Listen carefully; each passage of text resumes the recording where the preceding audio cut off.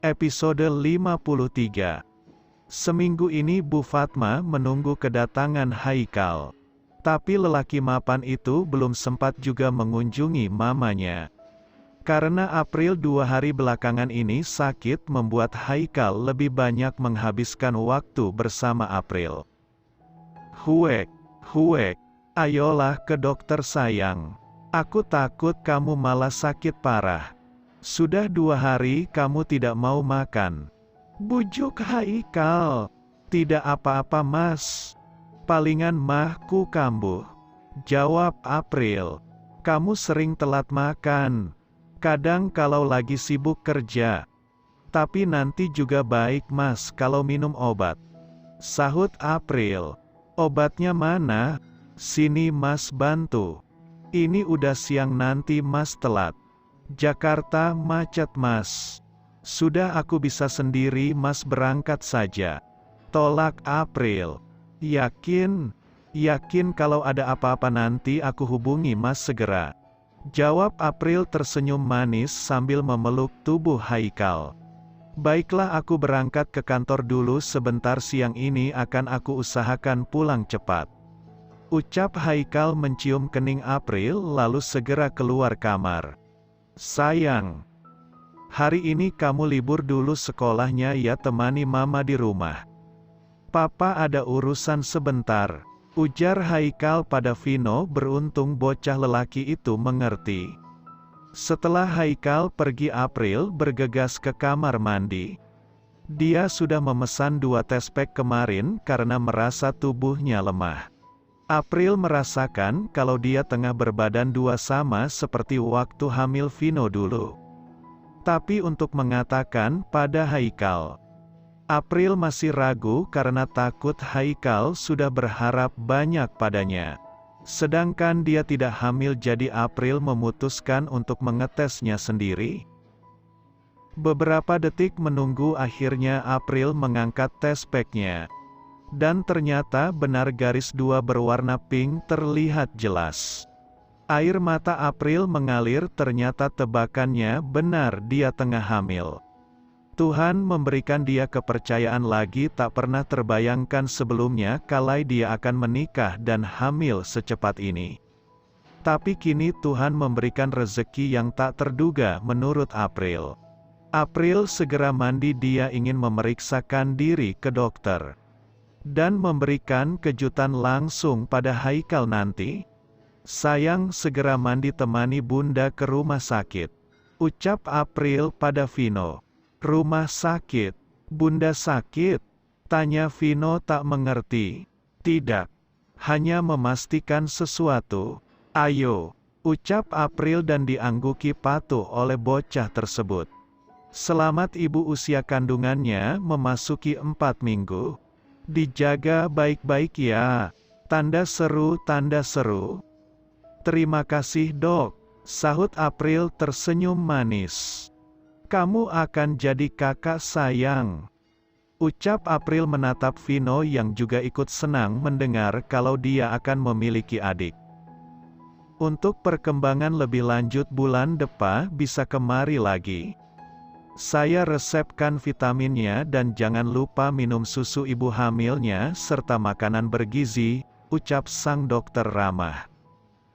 Setelah memeriksakan diri April segera pamit. Dia sudah tidak sabar memberitahu kabar gembira ini untuk suaminya. Kita ke kantor papa sayang. Pasti papa senang dapat kabar ini, ujar April menggenggam tangan Vino di dalam taksi. Ma aku sedang sibuk, ucap Haikal saat melihat mamanya dan Anggi masuk ke dalam ruangannya. Ingin sekali Haikal mengatakan kalau dia sudah menikah tapi mulai dari mana? Kal, sopan sedikit. Mama tidak akan kemari kalau kamu pulang dan mengangkat telepon mama. Kesal Bu Fatma. Mama tahu kan aku banyak sekali pekerjaan tolong mengerti aku ma. Aku tidak bisa meladeni mama saat ini. Mama hanya butuh kepastian Kal. Mama sudah bawa Anggi kemari? Kepastian apa ma? Aku tidak ada janji apapun pada mama. Kepastian untuk nikahi Anggi. Krek. Pintu ruangan Haikal terbuka dan semua mata tertuju pada April yang menggenggam tangan Vino serta menenteng tas Hermes pemberian Haikal. Nikahi Anggi. Tanda seru. Ulang Bu Fatma membuat April terdiam kaku. Sayang. Gumam Haikal. Bunda. Ujar Vino saat melihat bundanya hanya diam di depan pintu tanpa melangkah ke arah papanya. Maaf saya mengganggu kalian. Permisi. Ujar April menarik tangan Vino dan segera pergi meninggalkan ruangan Haikal sambil menitikkan air matanya. Sayang. Panggil Haikal ingin mengejar April tapi ditahan oleh Bu Fatma. Apa maksud kamu Kal? Jangan buat malu mama, ada Anggi di sini. Tanda seru, tanda seru. Cekal Bu Fatma. Lepas ma, perempuan itu istriku. Tegas Haikal membuat Bu Fatma terkejut mendengar pengakuan anak lelakinya ini. Istri bagaimana mungkin Haikal sudah menikah tanpa restu darinya? Di mana? Kapan? Pikir Bu Fatma. Haikal segera menepis tangan mamanya dan mengejar April keluar. Tante apa-apaan ini? Haikal sudah menikah. Tante membohongi saya. Rengek Anggi. Maaf sayang tante juga tidak tahu. Mungkin ini salah paham sayang. Ucap Bu Fatma.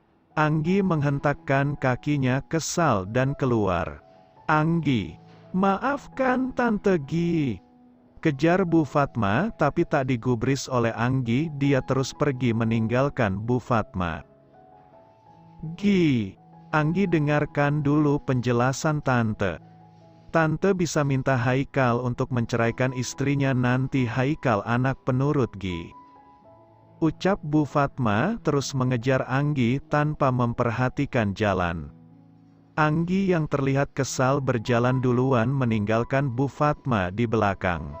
Bu, awas. Tanda seru, tanda seru.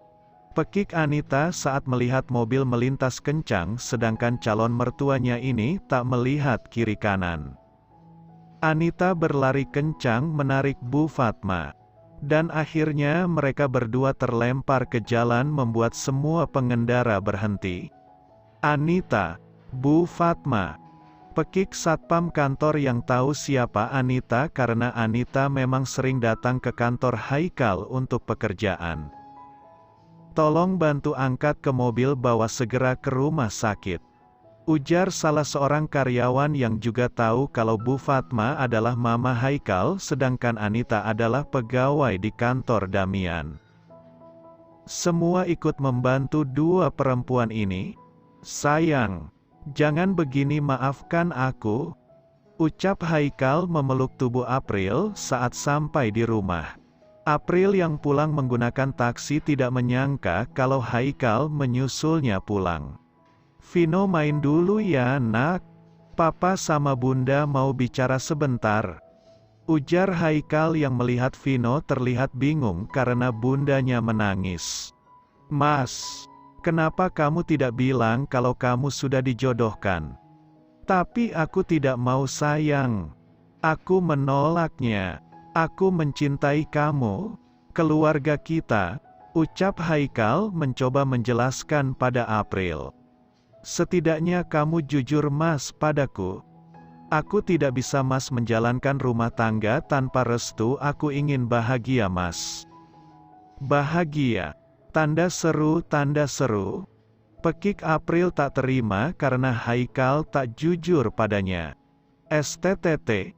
Kita pasti bahagia sayang. Aku mencintaimu dan kamu juga. Maafkan aku tidak jujur karena aku takut kamu pergi menjauh dariku. Aku janji tak akan ada yang bisa menghancurkan kebahagiaan kita. Meskipun itu mama.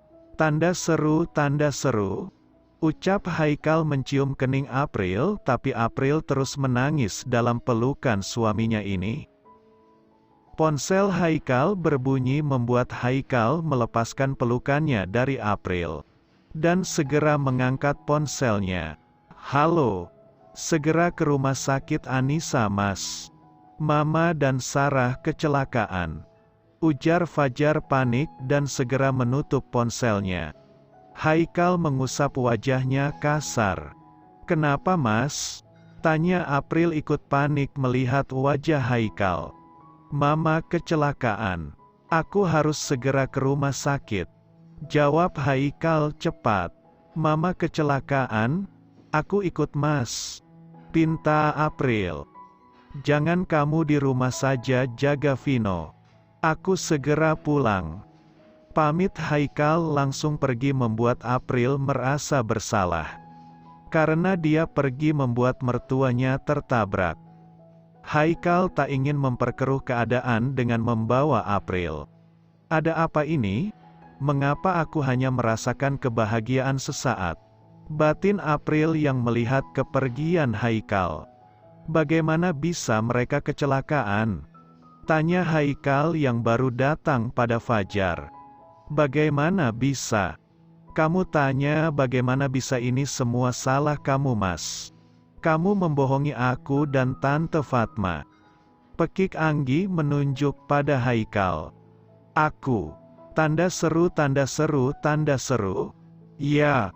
Tante Fatma berharap banyak pada kamu agar bisa menikahiku, tapi kamu malah sudah menikah dan membohongi kami semua." Lanjut Anggi. "Aku tak pernah menjanjikan apapun pada kamu. Aku tak pernah menyetujui permintaan konyol Mama untuk menikahimu," tunjuk Haikal yang mulai terpancing emosi karena Anggi memojokkannya. "Sudah Kal, sudah." Lerai Pak Heru menarik anak lelakinya ini, sedangkan Fajar dari tadi terdiam. Dia memikirkan bagaimana nasib pernikahannya dan Anita, lalu bagaimana dengan mamanya. "Papa tidak tahu kalau Mama menemuimu di kantor, bahkan membawa Anggi ikut serta," ucap Pak Heru. "Ya Pak, bahkan ada April di sana. Semuanya serba kebetulan, bahkan aku tak bisa menghentikan ini semua Pak." Sesal Haikal menarik rambutnya kasar. "Bagaimana keadaan Mama saat ini Pak?" "Masih ditangani dokter. Mamamu belum sadarkan diri sampai saat ini," jawab Pak Heru. "Bagaimana dengan mobil yang menabraknya?" tanya Haikal. "Mobil kantormu. Karena kejadiannya tepat di depan kantormu," jawab Pak Heru membuat Haikal menendang kaki ke udara. Kenapa bisa terjadi pikirnya? Lalu kenapa ada Anita? Dia ingin bertanya pada Fajar. Tapi melihat Fajar yang terlihat terpukul membuat Haikal mengurungkan niatnya. "Pak, maafkan aku Pak," sesal Haikal memegang tangan papanya. "Tidak ada satu manusia pun yang bisa memutar waktu Nak. Tak ada satu manusia pun yang bisa menentang keinginan Tuhan. Berdoa saja yang terbaik untuk mamamu dan Anita," jawab Pak Haikal menepuk pundak Haikal pelan. Dia tahu saat ini Haikal tengah dilema dengan kejadian ini.